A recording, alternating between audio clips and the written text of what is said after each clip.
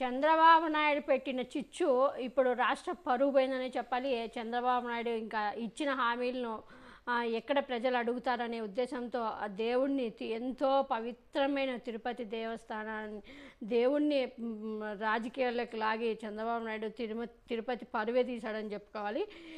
దీనిపైన చంద్రబాబు నాయుడు ఏమేమో చెప్పాడు. లడ్డు నెయ్యిలో జంతువుల కొవ్వు కలిపారు, లడ్డూలు ఏదేదో అంతా పిచ్చి పిచ్చిగా మాట్లాడడం కూడా చూసాము. చాలామంది భక్తుల మనోభావాలను దెబ్బతీయడం కూడా చూసాము. ఇప్పుడు అదే ఈ లడ్డు వ్యవహారం సుప్రీంకోర్టులో సుప్రీంకోర్టులో విచారణ జరిగిన తర్వాత తిరుపతి వెంకటరామస్వామి లడ్డు ప్రసాదం కల్తీ వివాదంపై రాజ్యసభ మాజీ సభ్యుడు, కేంద్ర న్యాయశాఖ మాజీ మంత్రి సుబ్రహ్మణ్య స్వామి దాఖలు చేసిన పిటిషన్పై సుప్రీంకోర్టులో విచారణ మొదలైంది. దీనిపైన రాష్ట్ర ప్రభుత్వాన్ని సూటిగా సుప్రీంకోర్టు కూడా ప్రశ్నించింది. రాష్ట్ర ప్రభుత్వం తరపున సిద్ధార్థ లూథ్రా వాదనలు వినిపిస్తుండగా సుబ్రహ్మణ్య స్వామి తరపున సీనియర్ న్యాయవాది రాజశేఖరరావు వాదించారు. ఈ క్రమంలోనే కేసు విచారణ నేపథ్యంలో సుప్రీంకోర్టు ధర్మాసనం ఇరు వర్గాల్ని ఉద్దేశించి పలు కీలక ప్రశ్నలను కూడా సంధించింది. కల్తీ జరిగినట్టు తేలిన నెయ్యి ట్యాంకర్లను అనుమతించలేదని టీటీడీ చెప్తోందని, కానీ ఏపీ సీఎం చంద్రబాబు నాయుడు చేసిన ప్రకటన దీనికి భిన్నంగా ఉండడం ఏంటని కూడా ప్రభుత్వ తరపు న్యాయవాదిని సుప్రీంకోర్టు ప్రశ్నించింది.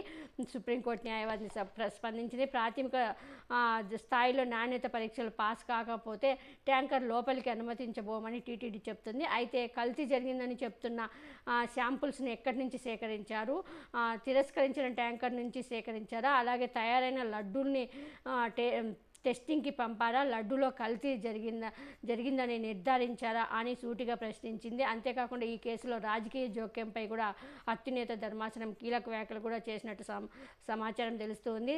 దేవుణ్ణి రాజకీయాలకు లాగకండి, మరి మీరు ఎక్కడ మీరు లడ్డూని టెస్ట్ చేశారా, మరి ఎక్కడ టెస్ట్ చేశారు, మీరు ఎప్పుడు చేశారు, అది మరి జూన్లో వస్తే మరి సెప్టెంబర్లో చంద్రబాబు నాయుడు మరి ఎందుకు చెప్పినాడు, ఏపీ సీఎం చంద్రబాబు నాయుడు ఎందుకు వెల్లడించినట్టు కూడా చాలా కీలకమైన వ్యాఖ్యలన్నీ కీలకమైన ప్రశ్నలు సంధించింది సుప్రీంకోర్టు. కానీ ప్రభుత్వ న్యాయవాది దగ్గర సిద్ధార్థ లూథ్రా దగ్గర సరైన సమాధానం లేకపోవడంతో మండిపడింది సుప్రీంకోర్టు. మరి దీనిపైన రాబోయే రోజుల్లో మరి ఎలా స్పందిస్తారో చంద్రబాబు నాయుడు చూడాలి.